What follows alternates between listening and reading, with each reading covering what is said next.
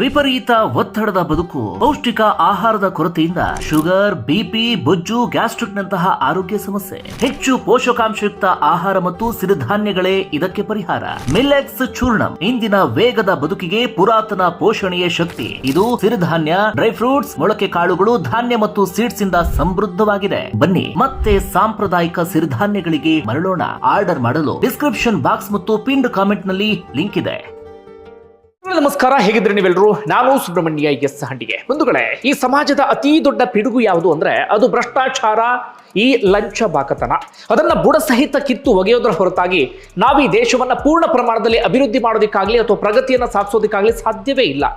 ಎಲ್ಲಿಯವರೆಗೆ ಈ ಭ್ರಷ್ಟಾಚಾರದ ಮೂಲಕ ಜನರ ರಕ್ತವನ್ನ ಹೀರ್ತಿರ್ತಾರೋ, ಜನರಿಗೆ ತೊಂದರೆಯನ್ನ ಕೊಡ್ತಿರ್ತಾರೋ, ಅಲ್ಲಿಯವರೆಗೂ ಕೂಡ ದೇಶ ಮುಂದೆ ಹೋಗೋದಿಕ್ಕೆ ಸಾಧ್ಯವೇ ಇಲ್ಲ. ನಮ್ಮಲ್ಲಿ ಅಧಿಕಾರಕ್ಕೆ ಬರುವಂಥವರೆಲ್ಲರೂ ಕೂಡ ಅಧಿಕಾರಕ್ಕೆ ಬರೋಕ್ಕೂ ಮುನ್ನ ಭಾಷಣ ಮಾಡ್ತಿರ್ತಾರೆ. ನಾವು ಲಂಚ ಬಾಕತನವನ್ನ, ಭ್ರಷ್ಟಾಚಾರವನ್ನ ಬುಡಸಹಿತ ಕಿತ್ತು ಒಗೆದು ಬಿಡ್ತೀವಿ, ಹಾಗೆ ಮಾಡ್ಬಿಡ್ತೀವಿ, ಹೀಗೆ ಮಾಡ್ಬಿಡ್ತೀವಿ, ದೇಶವನ್ನ ಇನ್ನೊಂದು ಎತ್ತರಕ್ಕೆ ತೆಗೆದುಕೊಂಡು ಹೋಗ್ಬಿಡ್ತೀವಿ ಅಂತ ಹೇಳಿ. ಆದ್ರೆ ಯಾರೇ ಅಧಿಕಾರಕ್ಕೆ ಬರಲಿ, ಅವರ ಆ ಭರವಸೆ, ಮಾತು ಅದೆಲ್ಲವೂ ಕೂಡ ಕೇವಲ ಭಾಷಣಕ್ಕೆ ಸೀಮಿತ ಆಗುತ್ತೆ ಹೊರತಾಗಿ ಈ ಭ್ರಷ್ಟಾಚಾರವನ್ನ ಬುಡಸಹಿತ ಕಿತ್ತು ಒಗೆಯೋದಕ್ಕೆ ಸಾಧ್ಯವೇ ಆಗ್ತಾ ಇಲ್ಲ. ಯಾಕೆ ಈ ಪೀಠಿಕೆಯನ್ನು ಹಾಕಿದೆ ಅಂದ್ರೆ, ಓರ್ವ ಅಧಿಕಾರಿ ಇದೀಗ ರಾಷ್ಟ್ರ ಮಟ್ಟದಲ್ಲಿ ಸುದ್ದಿಯಲ್ಲಿ ಇದ್ದಾರೆ.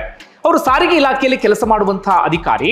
ಅವರ ತಿಂಗಳ ಸಂಬಳ 1 ಲಕ್ಷದ ಆಸುಪಾಸಿಗೆ ಬಂದು ನಿಂತ್ಕೊಂಡಿದೆ ಈಗ. ಆದ್ರೆ ಆ ಅಧಿಕಾರಿ ಮನೆ ಮೇಲೆ ACB ಅಧಿಕಾರಿಗಳು ರೇಡ್ ಮಾಡಿದಾಗ ಸ್ವತಃ ಅಧಿಕಾರಿಗಳೇ ಶಾಕ್ ಆಗಿದ್ದಾರೆ. ಕಾರಣ 100 ಕೋಟಿಗೂ ಅಧಿಕ ಆಸ್ತಿ ಪತ್ತೆಯಾಗಿದೆ. ಎಷ್ಟು? 100 ಕೋಟಿಗೂ ಅಧಿಕ ಆಸ್ತಿ. ಹಾಗಂತ ಅವರಿಗೆ ಏನಾದ್ರು ಬೇರೆ ಏನಾದ್ರು ಸೋರ್ಸ್ ಆಫ್ ಇನ್ಕಮ್ ಇದೆಯಾ? ಇಲ್ಲ. ಅವರು ಕೇವಲ ಸಾರಿಗೆ ಇಲಾಖೆಯಲ್ಲಿ ಕೆಲಸವನ್ನ ಮಾಡುವಂಥವ್ರು. ಅವ್ರ ಮನೆಯಲ್ಲಿ 100 ಕೋಟಿ ಆಸ್ತಿ. ಎಷ್ಟು ಜನರ ರಕ್ತ ಹೀರಿರ್ಬೇಡ, ಅದು ಎಷ್ಟು ಜನರ ಹಿಂಸೆ ಕೊಟ್ಟಿರ್ಬೇಡ, ಅದು ಎಷ್ಟು ಜನರ ಕಣ್ಣಲ್ಲಿ ಕಣ್ಣೀರನ್ನ ಹಾಕಿಸಿರ್ಬೇಡ. ಆ ವಿಚಾರವನ್ನು ನಿಮ್ಮ ಮುಂದೆ ಪ್ರಸ್ತಾಪ ಮಾಡ್ತೀನಿ. ಅದಕ್ಕೂ ಮುನ್ನ ಈಗ ಮತ್ತೊಂದು ವಿಚಾರವನ್ನ ಮೊದಲಿಗೆ ನಿಮ್ಮ ಗಮನಕ್ಕೆ ತರ್ತೇನೆ. ಅದು ಸಚಿವರಾಗಿರುವಂತಹ ಜಮೀರ್ ಅಹಮದ್ ಖಾನ್ ಅವರ ಆಪ್ತ ಕಾರ್ಯದರ್ಶಿಗೆ ಸಂಬಂಧಪಟ್ಟಂತ ಸುದ್ದಿ. ಅಂದ್ರೆ ಅವರ PS ಸರ್ಫರಾಜ್ ಖಾನ್ ಅಂತ ಹೇಳಿ ಅವರ ಹೆಸರು. ಸ್ವಲ್ಪ ದಿನಗಳ ಹಿಂದೆ ಸುದ್ದಿಯಲ್ಲಿದ್ರು. ಅವರ ಒಂದು ರೆಸಾರ್ಟ್ಗೆ ಸಂಬಂಧಪಟ್ಟ ಹಾಗೆ ಇಲ್ಲೀಗಲ್ ಆಗಿ ರೆಸಾರ್ಟ್ ಅನ್ನು ನಿರ್ಮಾಣ ಮಾಡಿದ್ದಾರೆ ಅಂತ ಕನ್ನಡ ಪರ ಹೋರಾಟಗಾರರಾಗಿರುವಂತಹ ರೂಪೇಶ್ ರಾಜಣ್ಣ ಆರೋಪವನ್ನು ಮಾಡಿದ್ರು. ಅವರು ಹೋರಾಟ, ಪ್ರತಿಭಟನೆ ಅಂತದೆಲ್ಲವನ್ನೂ ಕೂಡ ಮಾಡಿದ್ರು. ಅಂತಿಮವಾಗಿ ಸ್ವತಃ ಸರ್ಫರಾಜ್ ಖಾನ್ ಒಂದು ವಿಡಿಯೋವನ್ನ ಮಾಡಿ ಮಾಧ್ಯಮಗಳ ಗಮನಕ್ಕೆ ತಂದಿದ್ರು. ನಾನು ಅಂಥದ್ದೇನು ಕೂಡ ಮಾಡಿಲ್ಲ ಅಂತ ಹೇಳಿ ಭಾವನಾತ್ಮಕವಾಗಿ ಮಾತಾಡಿದ್ರು, ಕಣ್ಣೀರು ಹಾಕಿದ್ರು. ಅಂಥದ್ದೆಲ್ಲವೂ ಕೂಡ ಆಗಿತ್ತು. ಸರ್ಫರಾಜ್ ಖಾನ್ ಅವರ ಕೆಲಸ ಏನು ಅಂದ್ರೆ, ಹಿಂದೆ ಅವರು BBMPಯಲ್ಲಿ ಕೆಲಸವನ್ನ ಮಾಡ್ತಾ ಇದ್ರು. ಬೇರೆ ಬೇರೆ ಇಲಾಖೆಯಲ್ಲಿ ಡಿಪಾರ್ಟ್ಮೆಂಟ್ಗಳ ಅಧಿಕಾರಿಯ ಕೆಲಸವನ್ನ ಮಾಡ್ತಾ ಇದ್ರು. ಈಗ GBA, ಮುಂಚೆ BBMP ಇತ್ತಲ್ಲ ಅಲ್ಲಿ. ಅದಾದ ಬಳಿಕ ಸದ್ಯ ಅವರೀಗ ಸಹಕಾರ ಇಲಾಖೆಯಲ್ಲಿ ಸಹಕಾರ ಸಂಘಗಳ ಲೆಕ್ಕ ಪರಿಶೋಧನೆ ವಿಭಾಗದ ನಿರ್ದೇಶಕರಾಗಿದ್ರು. ಅದೇ ರೀತಿಯಾಗಿ ನಿಯೋಜನೆ ಮೇರೆಗೆ ವಸತಿ ಮತ್ತು ಅಲ್ಪಸಂಖ್ಯಾತ ಕಲ್ಯಾಣ ಇಲಾಖೆಯಲ್ಲಿ ಅವರಿದ್ದಾರೆ. ಅಂದ್ರೆ ಜಮೀರ್ ಅಹಮದ್ ಖಾನ್ ಅವರ ಆಪ್ತ ಕಾರ್ಯದರ್ಶಿಯಾಗಿದ್ದಾರೆ. ಅವ್ರ ಮೇಲೆ ಯಾಕೆ ಈಗ ರೇಡ್ ಆಯ್ತು ಅಥವಾ ಅವ್ರು ಯಾಕೆ ಈಗ ಸುದ್ದಿಯಲ್ಲಿ ಇದ್ದಾರೆ ಅಂದ್ರೆ, ಅವ್ರ ಮೇಲೆ ಲೋಕಾಯುಕ್ತ ಪೊಲೀಸ್ ಠಾಣೆಯಲ್ಲಿ ಒಂದು ದೂರು ದಾಖಲಾಗಿತ್ತು. ಆ ಕಾರಣಕ್ಕಾಗಿ ರೇಡ್ ಆಯ್ತು ಅಥವಾ ಹಿಂದೆ ನಿಮ್ಮೆಲ್ಲರಿಗೂ ಕೂಡ ಗೊತ್ತಿರುವ ಹಾಗೆ ಈ ಆದಾಯ ತೆರಿಗೆ ವಂಚನೆಗೆ ಸಂಬಂಧಪಟ್ಟ ಹಾಗೆ ಜಮೀರ್ ಅಹಮದ್ ಖಾನ್ ಅವರ ಮೇಲೆ ED ರೇಡ್ ಆಗಿತ್ತು. ITಯ ಅಂದ್ರೆ ಆದಾಯ ತೆರಿಗೆ ಇಲಾಖೆಯ ಇದರ ಮೇಲೆಗೆ ED ರೇಡ್ ಮಾಡಿತ್ತು. ED ಅದೇನ್ ಮಾಡಿತ್ತು, ಒಂದಷ್ಟು ಅಕ್ರಮ ಆಸ್ತಿ ಪಾಸ್ತಿಗೆ ಸಂಬಂಧಪಟ್ಟ ಹಾಗೆ ಲೋಕಾಯುಕ್ತದ ಜೊತೆಗೆ, ಅಂದ್ರೆ ಹಿಂದೆ ACB ಇತ್ತಲ್ಲ, ಅವ್ರ ಜೊತೆಗೆ ಒಂದಷ್ಟು ಇದನ್ನ ಹಂಚಿಕೊಂಡಿದ್ರು, ನೀವು ಮುಂದುವರಿಸಿ ಎನ್ನುವಂತ ರೀತಿಯಲ್ಲಿ. ಅದಾದ ಬಳಿಕ ಲೋಕಾಯುಕ್ತ ಅಧಿಕಾರಿಗಳು ತನಿಖೆಯನ್ನು ಕೈಗೊಂಡಿದ್ರು.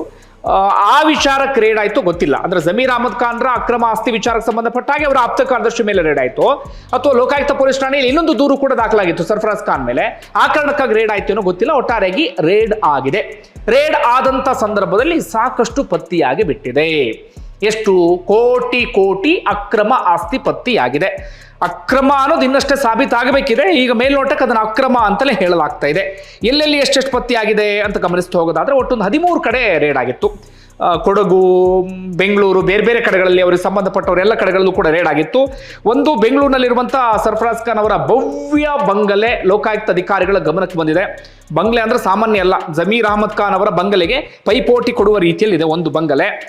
ಒಟ್ಟಾರೆಯಾಗಿ 14.38 ಕೋಟಿ ರೂಪಾಯಿ ಮೌಲ್ಯದ ಅಕ್ರಮ ಆಸ್ತಿ ಪತ್ತೆಯಾಗಿದೆ. 4 ವಾಸದ ಮನೆ. 4 ವಾಸದ ಮನೆ. ನನಗೆ ಅರ್ಥನೇ ಆಗಲ್ಲಪ್ಪ, ಇವ್ರಿಗೆ ಯಾಕೆ ಬೇಕು 4 ವಾಸದ ಮನೆ ಅನ್ನೋದು ಗೊತ್ತಾಗಲ್ಲ ನನಗೆ. ಆಯ್ತಪ್ಪ ಹೋಗ್ಲಿ, ಏನೋ ಒಂದು ಮಾಡ್ತಾರೆ. 2 ವಾಸದ ಮನೆ ಓಕೆ ಅನ್ಬೋದು, 4 ವಾಸದ ಮನೆ. ಮೊನ್ನೆ ನಾವು ನೋಡ್ತಾ ಇದ್ವಿ, ಎಲ್ಲಿ ಯಲಹಂಕದ ಬಳಿ ಕೋಗಿಲು ಕ್ರಾಸ ಆ ಪ್ರದೇಶದಲ್ಲಿ ಜನ ಏನೋ ಸಣ್ಣ ಸಣ್ಣ ಶೆಡ್ ಹಾಕೊಂಡಿದ್ರು ಎನ್ನುವ ಕಾರಣಕ್ಕಾಗಿ, ಅದನ್ನ ಸರಿ ಅಂತ ಹೇಳಲ್ಲ, ಅವರು ಅಕ್ರಮವಾಗಿ ಶೆಡ್ಗಳನ್ನು ಹಾಕೊಂಡಿದ್ರು. ಆದರೆ ಶೆಡ್ಗಳನ್ನು ಕಿತ್ತು ಒಗೆದು ಬಿಟ್ಟಿದ್ದಾರೆ. ಪಾಪ ಚಳಿ ಗಾಳಿ ಎಲ್ಲದರಲ್ಲೂ ಇವತ್ತು ಕೂಡ ಅವರು ಬೈಲಲ್ಲೇ ಇದ್ದಾರೆ. ಅಂದರೆ ಅವ್ರ ಪರಿಸ್ಥಿತಿ ಹಂಗಿದೆ. ಒಂದು ಸಣ್ಣ ಶೆಡ್ ಹಾಕೊಂಡ ಕಾರಣ ಕಿತ್ತು ಒಗೆದು ಬಿಟ್ರು ಅವ್ರನ್ನ. ಈಗ ಇವ್ರು ನೋಡಿದ್ರೆ 4 ವಾಸದ ಮನೆ, 37 ಎಕರೆ ಕೃಷಿ ಜಮೀನು. ಎಷ್ಟು? 37 ಎಕರೆ ಕೃಷಿ ಜಮೀನು, 8.44 ಕೋಟಿ ಅಂದ್ರೆ 8,44 ಲಕ್ಷ ರೂಪಾಯಿ ಮೌಲ್ಯದ ಸ್ಥಿರಾಸ್ತಿ, 5,93 ಲಕ್ಷ ರೂಪಾಯಿ ಮೌಲ್ಯದ ಚರಾಸ್ತಿ, ಎಲ್ಲ ಕೋಟಿ, 66,500 ರೂಪಾಯಿ ನಗದು, 2,99 ಲಕ್ಷ, ಹೆಚ್ಚು ಕಡಿಮೆ 3 ಕೋಟಿ ರೂಪಾಯಿ ಬೆಲೆ ಬಾಳುವಂತ ಚಿನ್ನಾಭರಣ, 3 ಕೋಟಿ ಬೆಲೆ ಬಾಳುವ ಚಿನ್ನಾಭರಣ, ಹಾಗೆ 1,64 ಲಕ್ಷ ರೂಪಾಯಿ ಮೌಲ್ಯದ ವಾಹನಗಳು, 1,29 ಲಕ್ಷ ರೂಪಾಯಿ ಬ್ಯಾಂಕ್ ಠೇವಣಿ. ಅದೇ ರೀತಿಯಾಗಿ ಒಂದು ದೊಡ್ಡದಾಗಿರುವಂತಹ ಅದನ್ನು ಹೋಮ್ ಸ್ಟೇ ರೀತಿಲೂ ಇದೆ, ಅಥವಾ ಫಾರ್ಮ್ ಹೌಸ್ ರೀತಿಲೂ ಇದೆ, ಅಥವಾ ಒಂದು ರೆಸಾರ್ಟ್ ರೀತಿಲೂ ಕೂಡ ಇದೆ, ಅಲ್ಲೂ ಕೂಡ ರೇಡ್ ಆಗಿದೆ. ಅದಕ್ಕೆ ಸಂಬಂಧಪಟ್ಟ ಹಾಗೆಯೂ ಕೂಡ ದಾಖಲೆಗಳನ್ನು ಪರಿಶೀಲನೆ ಮಾಡಿದ್ದಾರೆ. ಒಟ್ಟಾರೆಯಾಗಿ ಈಗ ಲೋಕಾಯುಕ್ತರು ಕೊಡ್ತಿರುವಂತ ಲೆಕ್ಕ ಎಷ್ಟಪ್ಪ ಅಂದ್ರೆ 14 ಕೋಟಿ. ಈ ಸುದ್ದಿಯನ್ನು ನಿಮ್ಮ ಗಮನಕ್ಕೆ ತಂದ್ವಿ. ಇದರಿಂದ ಏನಾದರೂ ಇಂಪ್ಯಾಕ್ಟ್ ಆಗುತ್ತಾ ಗೊತ್ತಿಲ್ಲ. ಸರ್ಫರಾಜ್ ಖಾನ್ ಸದ್ಯ ರಿಟೈರ್ಡ್ ಆಗುವ ಹಂತಕ್ಕೆ ಬಂದು ನಿಂತಿದ್ದಾರೆ. ಈಗ ಲೋಕಾಯುಕ್ತ ರೇಡ್ ಆಗಿದೆ. ಇದರಿಂದ ಏನಾದರೂ ಪ್ರಯೋಜನ ಆಗುತ್ತಾ ಗೊತ್ತಿಲ್ಲ. ನಮ್ಮಲ್ಲಿ ಯಾವ ಚಂದಕ್ಕೆ ಲೋಕಾಯುಕ್ತ ರೇಡ್ ಮಾಡ್ತಾರೆ ಅನ್ನೋದು ಕೂಡ ಅರ್ಥ ಆಗೋದಿಲ್ಲ. ಇತ್ತೀಚೆಗೆ ಓರ್ವ ಲೋಕಾಯುಕ್ತ ಅಧಿಕಾರಿಗಳ ವಿರುದ್ಧವೇ ಆರೋಪ ಕೇಳಿ ಬಂದಿತ್ತು. ಬಿಡಿ ಹೋಗ್ಲಿ, ಒಟ್ಟಿನಲ್ಲಿ ಲೋಕಾಯುಕ್ತ ರೇಡ್ ಆಗ್ತಿದೆಯಲ್ಲ, ಯಾಕಾಗುತ್ತೆ ಗೊತ್ತಿಲ್ಲ. ಯಾಕಂದ್ರೆ ಯಾರಿಗಾದ್ರೂ ಶಿಕ್ಷೆ ಕೊಡಿಸುವಲ್ಲಿ ಯಶಸ್ವಿಯಾಗಿದ್ದಾರಾ? ಇಲ್ಲ. ಎಲ್ಲೋ ಅಪರೂಪಕ್ಕೆ 1-2 ಪ್ರಕರಣಗಳಲ್ಲಿ ಶಿಕ್ಷೆ ಆಗಿದೆ, ಕೆಲವು ಪ್ರಕರಣಗಳಲ್ಲಿ. ಇನ್ನುಳಿದಂತೆ ಲೋಕಾಯುಕ್ತ ರೇಡ್ ಆಯಿತು ಅಂತ ನಾವು ಸುದ್ದಿ ಮಾಡ್ತೀವಿ. ಒಂದು 4 ದಿನಗಳ ಕಾಲ ಪೇಪರು ಟಿವಿಲಿ ಬಂದ ಕಾರಣಕ್ಕಾಗಿ ಅಧಿಕಾರಿ ಸ್ವಲ್ಪ ಮಟ್ಟಿಗೆ ಮರ್ಯಾದೆ ಹೋದಂಗೆ ಆಗಬಹುದು. ಏನೋ ಅಕ್ರಮ ಆಸ್ತಿ ಮಾಡಿದ್ದೀನಿ ಅಂತ ಸುದ್ದಿ ಬಂತಲ್ಲ ಎನ್ನುವಂಥ ರೀತಿಯಲ್ಲಿ. ಅದಾದ ಬಳಿಕ ಜನರು ಮರೀತಾರೆ. ಸ್ವತಃ ಯಾರ ಮೇಲೆ ರೇಡ್ ಆಗಿತ್ತು ಅವರೇ ಮರ್ತು ಬಿಡ್ತಾರೆ ನಮ್ಮಲ್ಲಿ ರೇಡ್ ಆಗಿತ್ತು ಅನ್ನೋದನ್ನ. ಲೋಕಾಯುಕ್ತ ಅಧಿಕಾರಿಗಳು ಕೂಡ ಮರ್ತು ಬಿಟ್ರು ಅಂತ ಅನ್ಸುತ್ತೆ, ಮರ್ತು ಬಿಡ್ತಾರೆ ಅನ್ಸುತ್ತೆ. ಯಾವ ಕಾರಣಕ್ಕಾಗಿ ಏನೋ ಗೊತ್ತಿಲ್ಲ. ಮುಂದೆ ಇದನ್ನು ಇನ್ನೊಂದು ಹಂತಕ್ಕೆ ತೆಗೆದುಕೊಂಡು ಹೋಗೋದಕ್ಕೆ ಸಾಧ್ಯವೇ ಆಗೋದಿಲ್ಲ. ಇದನ್ನೇನಾದ್ರೂ ಒಂದು ಕಾನೂನು ತರಲೇಬೇಕು ಇದಕ್ಕೆ ಸಂಬಂಧಪಟ್ಟ ಹಾಗೆ. ನೋಡೋಣ, ಇದು ಸರ್ಫರಾಜ್ ಖಾನ್ ಅವರ ವಿಚಾರಕ್ಕೆ ಸಂಬಂಧಪಟ್ಟ ಹಾಗೆ. ಈಗ ನಾನು ಪ್ರಮುಖ ಸುದ್ದಿಗೆ ಬರ್ತೀನಿ. ನಾನು ಹೇಳಬೇಕಾಗಿರುವಂಥ ವಿಚಾರಕ್ಕೆ, ಇದು ನಮ್ಮ ರಾಜ್ಯದಲ್ಲ, ಇದು ತೆಲಂಗಾಣದ ಮೆಹಬೂಬ್ ನಗರಕ್ಕೆ ಸಂಬಂಧಪಟ್ಟಂತ ಸುದ್ದಿ. ಯಾವ ರಾಜ್ಯದ ಬೇಕಾದ್ರೂ ಆಗಿರಲಿ, ಒಟ್ಟು ನಮ್ಮ ದೇಶದ್ದಿದು. ಆ ಕಾರಣಕ್ಕಾಗಿ ನಿಮ್ಮ ಗಮನಕ್ಕೆ ತರ್ತಾ ಇದ್ದೇನೆ. ಆದರೆ ಇವತ್ತು ರಾಷ್ಟ್ರ ಮಟ್ಟದಲ್ಲಿ ಸುದ್ದಿಯಲ್ಲಿದ್ದಾರೆ ಈ ಅಧಿಕಾರಿ. ಮೆಹಬೂಬ್ ನಗರದಲ್ಲಿ ಡೆಪ್ಯೂಟಿ ಟ್ರಾನ್ಸ್ಪೋರ್ಟ್ ಕಮಿಷನರ್ ಆಗಿ ಕೆಲಸವನ್ನ ಮಾಡ್ತಾ ಇದ್ದಾರೆ. ಅಂದ್ರೆ ಉಪ ಸಾರಿಗೆ ಆಯುಕ್ತರ ಕೆಲಸವನ್ನ ಮಾಡ್ತಿದ್ದಾರೆ. ಮೂದ್ ಕಿಶನ್ ಅಂತ ಹೇಳಿ ಇವರ ಹೆಸರು. ಒಟ್ಟು 12 ಕಡೆಗಳಲ್ಲಿ ಇವರಿಗೆ ಸಂಬಂಧಪಟ್ಟ ಹಾಗೆ ACB ರೇಡ್ ಅನ್ನ ಮಾಡುತ್ತೆ. ತೆಲಂಗಾಣದ ACB ರೇಡ್ ಅನ್ನ ಮಾಡುತ್ತೆ. ಆ ಸಂದರ್ಭದಲ್ಲಿ 100 ಕೋಟಿಗೂ ಅಧಿಕ ಆಸ್ತಿ ಪತ್ತೆಯಾಗಿದೆ. ಇವರ ಸಂಬಳ ಇರೋದು ನಾನು ಆಗ್ಲೇ ಹೇಳದ್ನಲ್ಲ, 1 ಲಕ್ಷ ರೂಪಾಯಿ ಇವರ ಸಂಬಳ ಅಂತೆ. 1 ವರ್ಷಕ್ಕೆ ಎಷ್ಟಾಗತ್ತೆ? 12 ಲಕ್ಷ. ಅಬ್ಬಬ್ಬ ಆದ್ರೂ 15 ಲಕ್ಷ ಅಂತಾನೆ ಇಟ್ಕೊಳ್ಳೋಣ. ಇವರೊಂದು 20 ವರ್ಷ ಸರ್ವಿಸ್ ಇತ್ತು ಅಂತ ಅನ್ಕೊಳ್ಳಿ. ಈಗ ಒಂದು 20, 25, ಒಂದು 30 ವರ್ಷನೇ ಸರ್ವಿಸ್ ಆಗೋಗಿದೆ ಅಂತ ಅನ್ಕೋಬೇಡಿ. ಅಲ್ಲಿಗೆ ಎಷ್ಟಾಯ್ತು? 1 ಲಕ್ಷ ರೂಪಾಯಿ ಸಂಬಳ ಅಂದ್ರೆ ಈಗ 1 ಲಕ್ಷಕ್ಕೆ ರೀಚ್ ಆಗಿದೆ. ಮುಂಚೆ ಅವ್ರದ್ದು 40,000ನೋ 30,000 ಶುರುವಾಗಿರುತ್ತೆ. ಅಂದ್ರೆ ಎಷ್ಟಾಯ್ತು ಅನ್ನೋ ನೀವು ಲೆಕ್ಕ ಹಾಕೊಳ್ಳಿ. ಆದ್ರೆ ಇವರ ಆಸ್ತಿ ಮೌಲ್ಯ ಬರೋಬ್ಬರಿ 100 ಕೋಟಿಗೂ ಅಧಿಕ ಈಗ ಪತ್ತೆಯಾಗಿರೋದು. ಏನೇನು ಸಿಕ್ಕಿದೆ ಅದನ್ನು ಗಮನಿಸ್ತಾ ಹೋಗೋದಾದ್ರೆ, ಒಂದು ದೊಡ್ಡದಾಗಿರುವಂತ ಇಂಟರ್ನ್ಯಾಷನಲ್ ಹೋಟೆಲ್ ಅಲ್ಲಿ 50% ಶೇರ್ ಇದೆ ಇವ್ರದ್ದು. ಅತಿ ದೊಡ್ಡ ಲಕ್ಸುರಿ ಹೋಟೆಲ್, ಅದರ ಮೌಲ್ಯ ವಿಪರೀತ ಅಂತೆ. ಹಾಗೆ 31 ಎಕರೆ ಕೃಷಿ ಭೂಮಿ, ಯಾವುದೋ ಸಣ್ಣ ಹಳ್ಳಿಲಲ್ಲ, ದೊಡ್ಡ ನಗರದಲ್ಲಿ 31 ಎಕರೆ ಕೃಷಿ ಭೂಮಿ, ಹೆಚ್ಚು ಕಡಿಮೆ 62 ಕೋಟಿ ವ್ಯಾಲ್ಯೂ, ಇನ್ನೂ ಜಾಸ್ತಿ ಆಗಬಹುದು ಅಂತ ಹೇಳ್ತಿದ್ದಾರೆ. ಓಕೆನಾ? ಇನ್ನು ಪೀಠೋಪಕರಣಗಳ ಶೋರೂಮ್, 3,000 ಸ್ಕ್ವಯರ್ ಫೀಟ್ ಒಂದು ಶೋರೂಮ್, 10 ಎಕರೆ ಕಮರ್ಷಿಯಲ್ ಲ್ಯಾಂಡ್, 10 ಎಕರೆ ಕಮರ್ಷಿಯಲ್ ಲ್ಯಾಂಡ್, 1,37 ಲಕ್ಷ ರೂಪಾಯಿ ಬ್ಯಾಂಕ್ನಲ್ಲಿ ಅಕೌಂಟ್ನಲ್ಲಿದೆ, 1 ಕೋಟಿ ರೂಪಾಯಿ ಮೌಲ್ಯದ ಚಿನ್ನ ಇದೆ, ಬೇಕಾದಷ್ಟು ಐಷಾರಾಮಿ ವಾಹನಗಳಿದ್ದಾವೆ, ಒಂದು 2 ಫ್ಲಾಟ್ ಇದ್ದಾವೆ, ಬೇಕಾದಷ್ಟು ವಾಸದ ಮನೆ.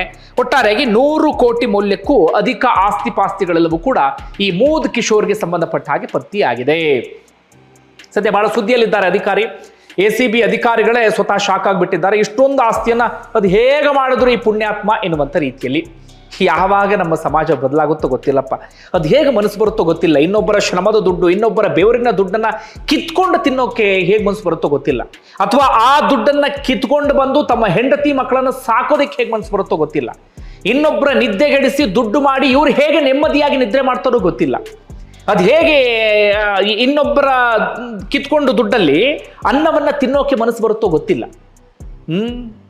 ಹಿಂಗೆಲ್ಲ ಆಸ್ತಿ ಪಾಸ್ತಿ ಮಾಡಿ ನೆಮ್ಮದಿಯಾಗಿ ನಿದ್ರೆ ಮಾಡ್ತಾರೆ, ನೆಮ್ಮದಿಯಾಗಿ ಊಟ ಮಾಡ್ತಾರೆ, ಹೆಂಡತಿ ಮಕ್ಕಳನ್ನು ಸಾಕ್ತಾರೆ, ತಮ್ಮ ಮಕ್ಕಳಿಗೆ ಒಳ್ಳೊಳ್ಳೆ ಕಾಲೇಜುಗಳಲ್ಲಿ ಎಜುಕೇಷನ್ ಎಲ್ಲವನ್ನೂ ಕೂಡ ಕೊಡಿಸ್ತಿರ್ತಾರೆ. ಆದರೆ ನಮ್ಮ ಈ ಸಮಾಜಕ್ಕೆ, ನಮ್ಮ ವ್ಯವಸ್ಥೆಗೆ, ನಮ್ಮ ಕಾನೂನಿಗೆ ಇಂಥವ್ರನ್ನ ಏನೂ ಮಾಡ್ಕೊಳ್ಳೋಕೆ ಸಾಧ್ಯ ಆಗೋದಿಲ್ಲ. ಹೀಗಾಗಿ ಇವರಿಗೆ ಯಾವುದ್ರ ಬಗ್ಗೆನೂ ಕೂಡ ಆತಂಕ ಇಲ್ಲ. ಇಂಥವ್ರು ದುಡ್ಡು ಮಾಡ್ತಾನೆ ಇದ್ದಾರೆ, ಒದ್ದಾಡುವಂಥವ್ರು ಒದ್ದಾಡ್ತಾನೆ ಇದ್ದಾರೆ. ನಮ್ಮ ಸಮಾಜದ ದುರಂತ ಅದು. 10 ರೂಪಾಯಿ ದುಡಿಯೋಕೆ ಕಷ್ಟಪಡುವಂಥವ್ರು ಬೇಕಾದಷ್ಟು ಜನ ಇದ್ದಾರೆ. ಅಂಥದ್ರಲ್ಲಿ ಇವರು ಬೇಕಾಬಿಟ್ಟು ದುಡ್ಡು ಮಾಡ್ತಿದ್ದಾರೆ. ನಿಮಗೆ ಏನಿಸುತ್ತೆ ಕಮೆಂಟ್ ಬಾಕ್ಸಲ್ಲಿ ಮೆನ್ಷನ್ ಮಾಡಿ. ಧನ್ಯವಾದ ವಿಡಿಯೋ ನೋಡಿದ್ದಕ್ಕೆ.